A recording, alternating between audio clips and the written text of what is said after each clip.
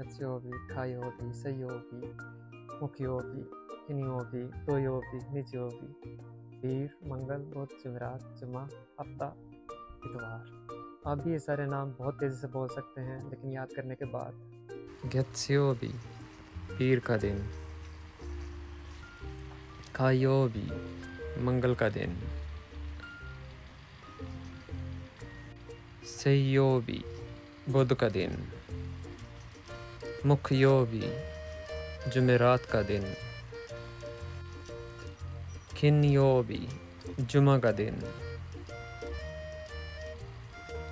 दोयोबी, हफ्ता का दिन। निचियोबी, इतवार का दिन।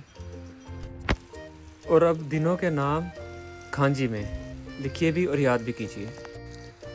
यत्स्योबी, कायोबी, सेयोबी, मुख्योबी, खिन्योबी, दोयोबी, निचियोबी, पीर, मंगल, बुध, जुमेरात, जुमा, हफ्ता, इतवार।